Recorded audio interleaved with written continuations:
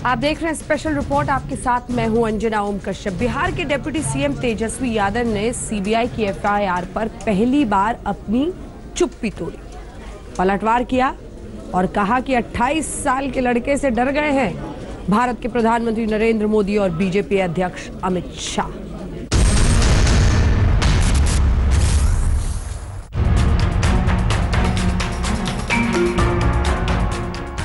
लालू जी से तो ये लोग डरते थे, लेकिन इस 28 साल के नौजवान से भी इन लोगों को कांपना पड़ रहा है। ये हमारे समझ में नहीं है, ये लोग भयभीत है। ये तेजस्वी यादव का पलटवार है। सीबीआई की एफआईआर दर्ज होने के 5 दिन बाद तेजस्वी यादव मीडिया के सामने आए तो आत्मविश्वास से भरपूर थे। सीबीआई रिपोर्ट को राजनीतिक साजिश बताते हुए तेजस्वी ने यह सफाई भी दी कि जब का ये मामला है तब उनकी मूंछें भी नहीं आई थी। जब हमारे पास सत्ता आई, पावर आई, मंत्रालय आया, तब हमने कोई गलत काम नहीं किया। और 13-14 साल के उम्र का बच्चा वो राजनीतिक षड्यंत्र करके घोटाला करेगा, गलत काम करेगा। मतलब 13-14, 2004 का मामला, 14-15 साल उम्र होगी, हम गलत काम करेंगे? जब मेरा मूंछ भी नहीं आया था तो हम गलत काम करेंगे? पिता का हाथ कंधे पर है, लिहाजा लालू के लाल को कोई डर नहीं। अपने पिता के तर्ज पर तेजस्वी यादव ने भी दावा किया कि बिहार में महागठबंधन को तोड़ने की साजिश हो रही है, जिसे वो कामयाब नहीं होने देंगे। महागठबंधन अटूट है, अटूट रहेगा और चलता रहेगा। मंगलवार को नीतीश कुमार ने भ्रष्टाचार पर जीरो टॉलरेंस की बात की थी। आज तेजस्वी ने भी वही बात दोहराई। डिप्टी सीएम के तौर पर अपने कार्यकाल को बेदाग बताया।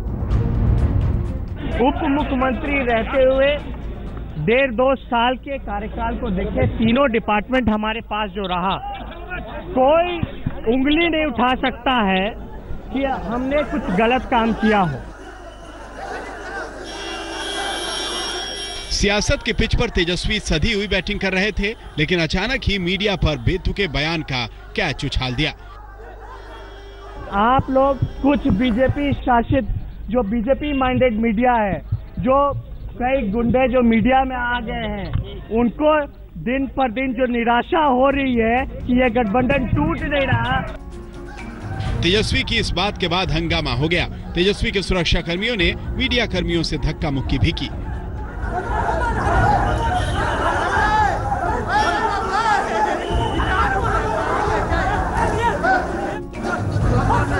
उधर तेजस्वी के बयान पर बीजेपी ने भी पलटवार किया। निशाने पर तेजस्वी थे, लेकिन सवाल नीतीश कुमार से मुखातिब था। जाहिर है बीजेपी और आरजेडी में अब ठन चुकी है। क्रिकेट खेलते हुए अपनी तस्वीर ट्वीट करके ये संदेश भी दिया कि बीजेपी की अपील पर अभी वो आउट होने वाले नहीं हैं। तो तेजस्वी यादव ने ये समझाया कि जब का ये मामला है तब तो उनकी मूंछें भी नहीं निकली थी। दरअसल तेजस्वी को पता है कि जब तक लालू प्रसाद यादव बिहार की राजनीति में काबिज है, तब तक कोई उनका बाल भी बांका नहीं कर सकता। बहरहाल लालू प्रसाद यादव ने क्या कहा इस पूरे मुद्दे पर, कैसे मोदी पर किया वार, देखिए उनसे एक्सक्लूसिव बातचीत की हमारे सहयोगी अशोक सिंघल।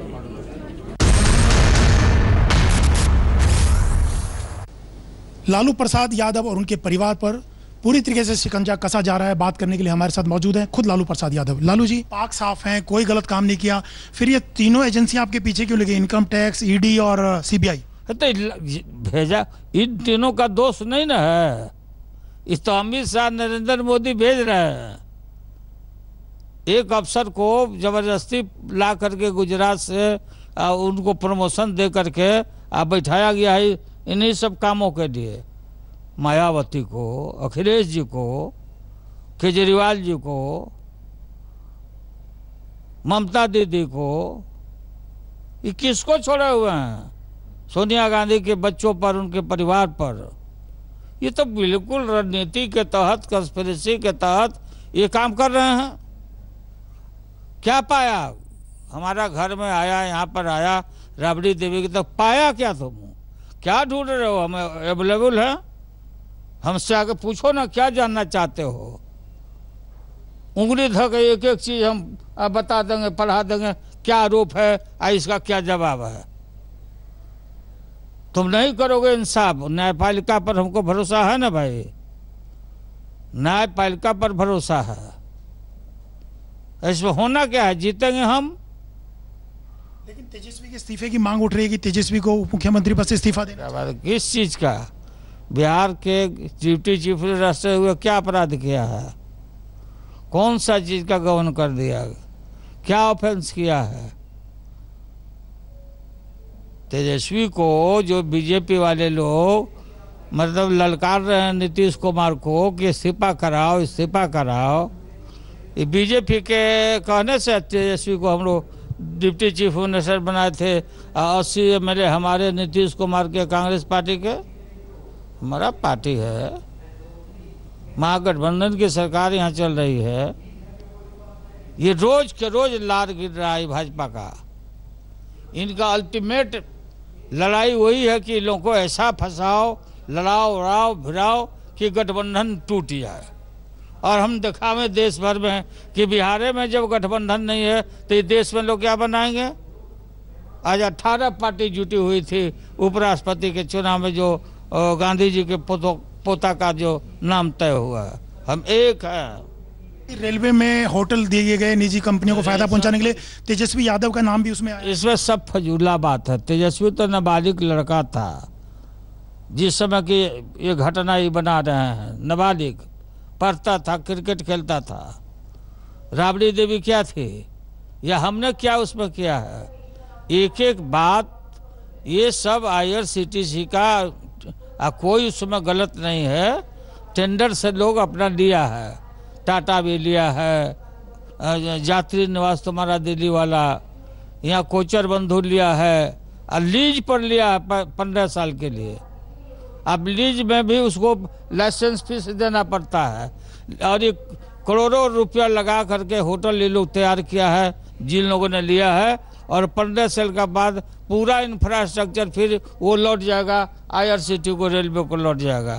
तो ये हवा बांध रहे पूरे। लालू यादव का रेल काल का समय देश और दुनिया भर में मतलब गोल्डन पीरियड के रूप में माना गया। वो रेल हम पर उंगली उठा रहे हैं, उंगली उठा रहे हैं। हमने कहा जर्सी गाय हमारी, एक भी बेईमानी शैतानी हमने नहीं किया है।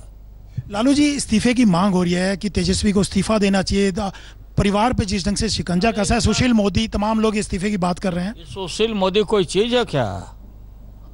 ये तो वहां से दिल्ली से जो इसको कागज दिया गया कि तुम इंग्लिश लेकर के पढ़ो, पब्लिक परसेप्शन में इस बात को फैलाओ, सब कागज दिल्ली से मिलता है इसको।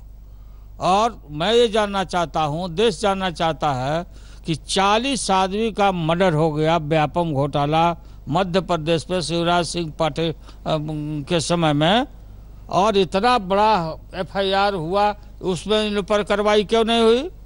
बाबरी मस्जिद को ध्वस्त किया, और ध्वस्त करने में अडवाणी जी सहित उमा भारती जो अभी मंत्री बना कर रखे हो, और संज्ञान ले लिया और चार्ज फ्रेम हो गया, क्यों नहीं इस्तीफा करते हो?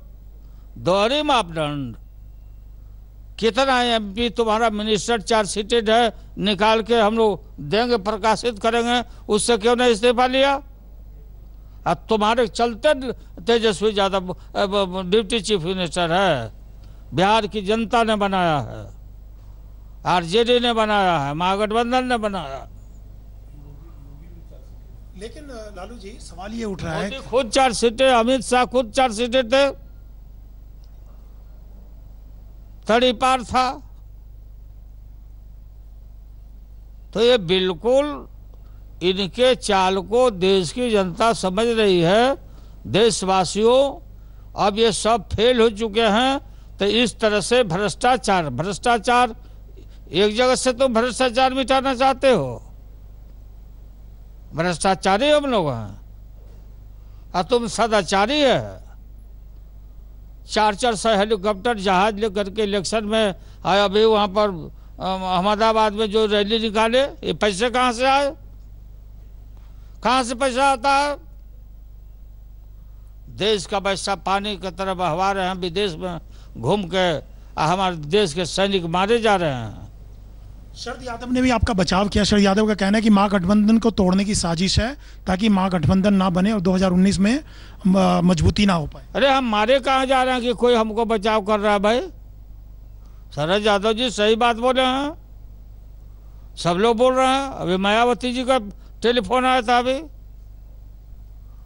सोनिया जी, राहुल गांधी, ममता दीदी, कोनी माँ जी, सारा देश एक है और सब बात को लोग समझ रहे हैं। हम इनको हटा के दम लगे भाजपा को और नरेंद्र मोदी को। मैं कहीं झुकने वाला नहीं हूँ। इनको झुका के हम मानेंगे और इनको खाली पैर वापस करा के हम यहाँ से भेजे थे महागठबंधन बना के।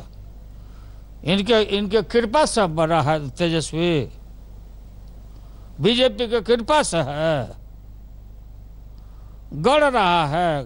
तेजस्वी अच्छा काम कर रहा है, आगे बढ़ रहा नौजवान है। आज तक किसी के बेटा बेटी पर इस तरह से कोई भी पॉलिटिकल लोग किसी तरह से ये कार्रवाई किया था क्या? इस तरह से गंदा जो व्यवहार हो रहा है,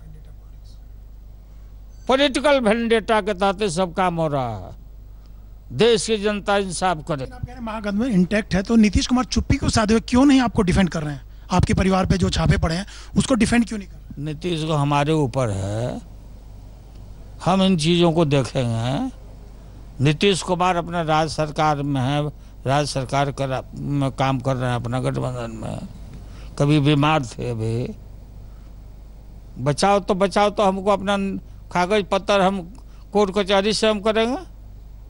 गठबंधन रहेगा, सरकार चलेगी बिहार में। गठबंधन हम कोई मौका नहीं आने देंगे बीजेपी को कि हमारे चलते बीजेपी को यहाँ मौका मिले पैर रखने का और उसके बाद नीतीश को बाद में चबा जाने का। इनका साजिश है कि इन लोगों को लड़ाओ और सब जवाब दिखाओ नीतीश कुमार को। गड़बड़ का कुछ हो गया, हमारे तरफ से कोई गड़बड़ नहीं, उस वास्ते नीतीश को अंडा के तरह चबा जाए। 8 राज्यों में हिंदुस्तान के बाढ़ जैसे हालात और अकेले असम में 40 लोगों की मौत। 8 राज्यों में बाढ़, सिर्फ असम में 40 लोगों की मौत। गांव के गांव पानी में डूब रहे हैं। जिंदगी को बस सहारा है तो नाव आ जाए, कहीं से कोई राहत पहुंच जाए।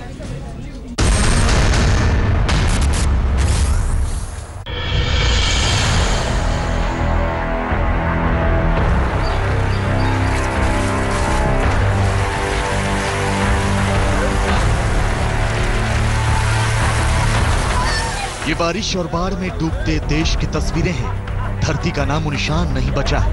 जहां तक नजर जाती है पानी ही पानी नजर आता है। न घर बार बचे हैं, न अस्पताल बचे हैं। इंसान बाढ़ से त्राहिमाम कर रहा है। जानवरों पर भी जल त्रासदी भयानक आई है। पुल टूट रहे हैं, सड़कें समंदर बन गई हैं, गांव के गांव जल समाधि ले रहे हैं। मैदानों से लेकर पहाड़ों तक कुदरत अपना कहर ढा रही है।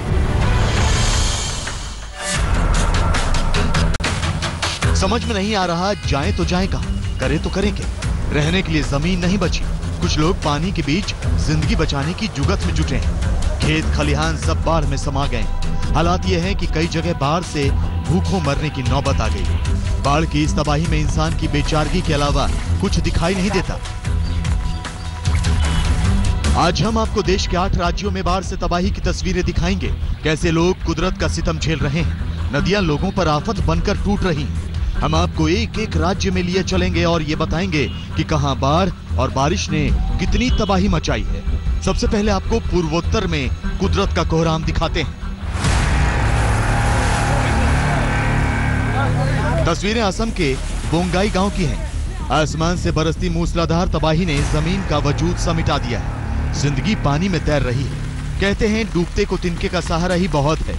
ये कहावत असम में इस वक्त फिट बैठ रही है। असम में लोग उसी तिनके को तलाश रहे हैं।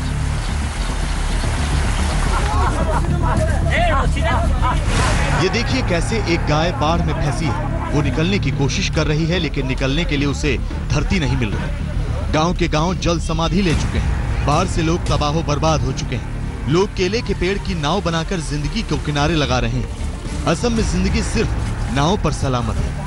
प्रचंड पानी में दहशत की लहरें उफन रही हैं। हालात ये है कि नावें भी हिचकोले खा रही हैं।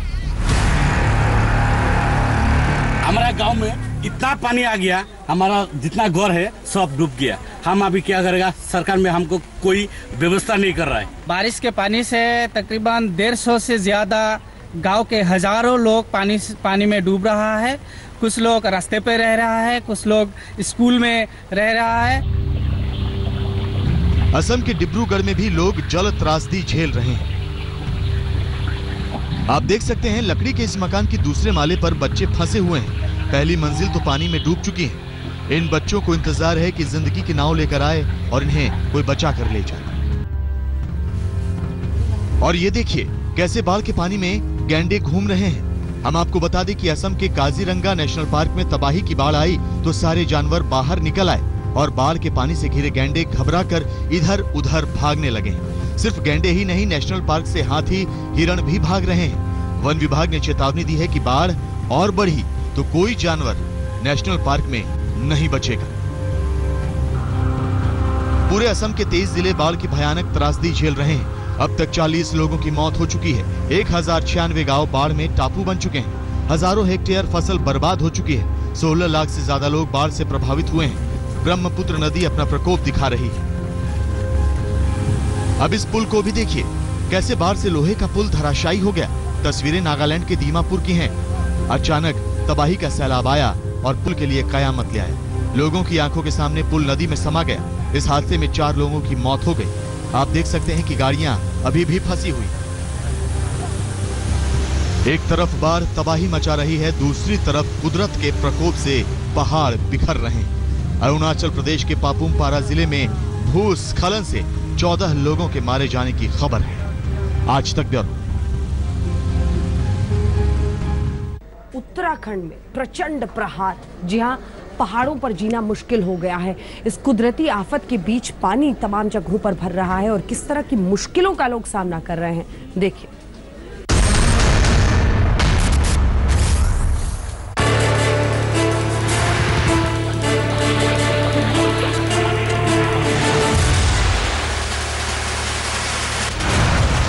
पहाड़ों पर आफत की बारिश। कुदरत का कहर, खौफ ज़दा लोग।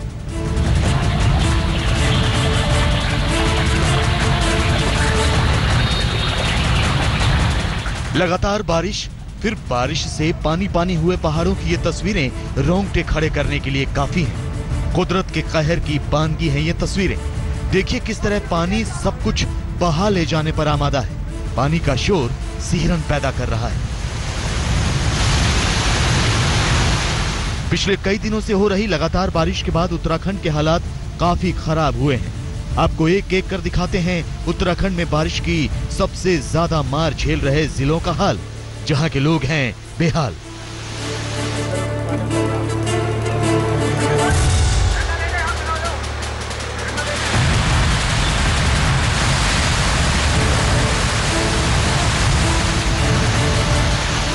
नैनीताल की ये सड़क सैलाब में समा चुकी है और मुसाफिर इसे जान जोखिम में डालकर पार करने को मजबूर हैं। देखिए कैसे बाइक सवार जल्दबाजी के चक्कर में पानी के तेज बहाव को पार कर रहे हैं। दुपहिया वाहन ही नहीं, कार भी बहते पानी के बीच से होकर गुजरती नजर आई।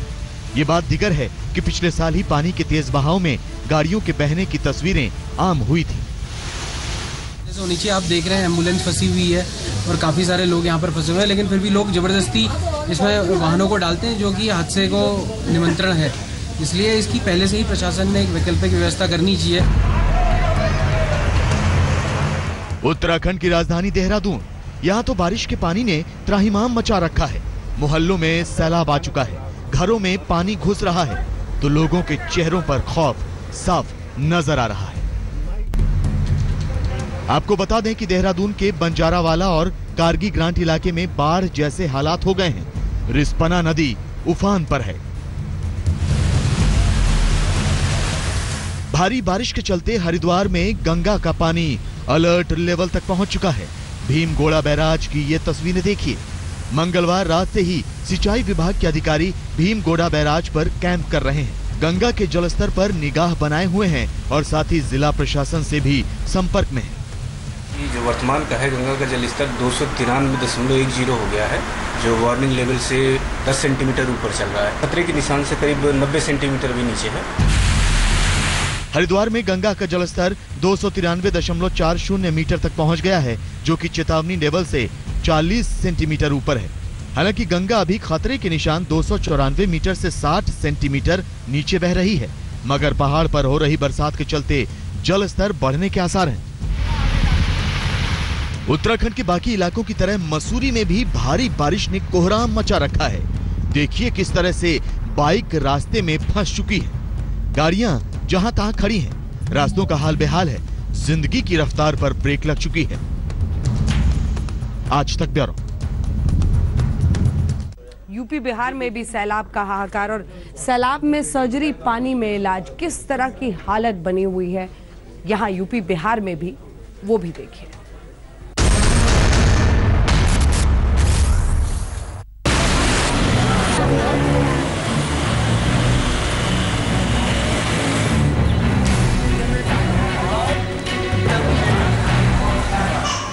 आपने तैरता अस्पताल देखा है?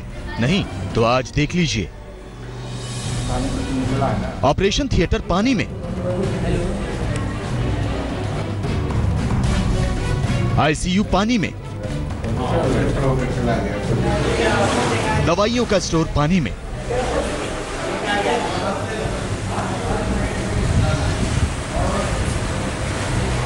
वार्ड पानी में और ओपीडी भी पानी में, इमरजेंसी पानी में, अस्पताल का चप्पा चप्पा पानी में। तस्वीरें बिहार के दरभंगा की हैं। यहां बारिश ने शहर की सूरत ही बिगाड़ कर रख दी है और यहां के जिला अस्पताल का हाल तो आप देख ही रहे हैं। जी हां, दरभंगा मेडिकल कॉलेज पूरी तरह से पानी में डूब गया है। अस्पताल का सारा सिस्टम पानी पर चल रहा है। सर्जरी से लेकर आईसीयू तक और ओपीडी से लेकर इमरजेंसी तक डॉक्टर आला लगाए पानी में ही मरीजों को देख रहे हैं। और जो मरीज अस्पताल में भर्ती हैं, अब उन्हें भी देख लीजिए। वार्ड में पानी ही पानी है और मरीज और उनके रिश्तेदार बेड पर पैर लटकाए बैठे हैं। सर, अस्पताल का बहुत बुरा हाल है। हाँ, तो उसका भी पूरा टीम लगी है एक, और वाटर लेवल जैसे ही कम होता है तो हम लोग उसमें और पंप लगा करके उसको पंप आउट करेंगे। यूपी में मूसलाधार बारिश के बाद राज्य के आधा दर्जन नदियां उफान पर हैं और गांवों कस्बों को अपनी आगोश में ले रही हैं। यूपी के 11 जिलों में बाढ़ का अलर्ट जारी किया गया है। मध्य प्रदेश के रीवा में भी मूसलाधार बारिश ने जनजीवन अस्त व्यस्त कर दिया है। शहर में बाढ़ सी आ गई है। लोगों के घरों में पानी भर गया है। आप देख सकते हैं कि कैसे घरों में बर्तन भांडे तैर रहे हैं। शहर का पेट्रोल पंप भी डूब चुका है। मौसम विभाग ने 15 जुलाई से और भी भयंकर बारिश की चेतावनी जारी की है। आज तक ब्यूरो। मस्जिद के बाहर बजरंग दल के कुछ कार्यकर्ता, इमाम से कहा, कहो अमरनाथ यात्रा में जो हुआ यात्रियों पर हमला वो गलत है। कहा कि गलत है। उसके आगे कहा कि भारत माता की जय बोलो। नहीं बोला। वो भी अपनी ढीठपंती दिखा रहा था। यहाँ दूसरी तरफ से जिद थी, थप्पड़ जड़ दिया।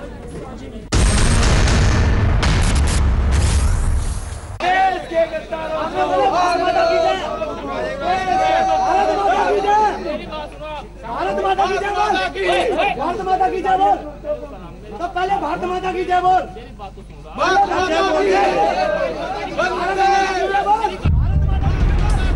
हरियाणा में हिसार के लाहौरिया चौक पर मौजूद इस मस्जिद की गेट पर जो कुछ भी हुआ उसने देशभक्ति और देशद्रोह में फर्क की एक नई परिभाषा पेश की है। बजरंग दल और विश्व हिंदू परिषद के चंद तथा कथित देशभक्त ही अब तय करेंगे कि देश के प्रति निष्ठा उसी की है जो चिल्ला चिल्ला कर भारत माता की जय बोलेगा।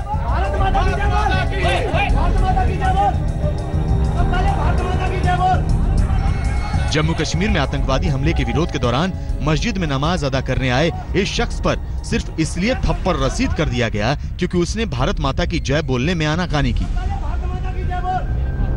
दर्जन भर कार्यकर्ताओं के सामने बगैर किसी गुनाह के अपमान का घूंट पीने वाले मोहम्मद हारून ने पुलिस में शिकायत दर्ज करा दी।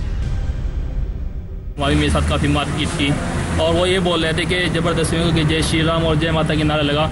मैं वहाँ पे खामोश खड़ा रहा, मैं कुछ नहीं बोला और मेरे साथ मारपीट करते रहे। तब तक पुलिस आई, फिर वो जो है ना उन्होंने मेरे को छोड़ा पुलिस के आने पे।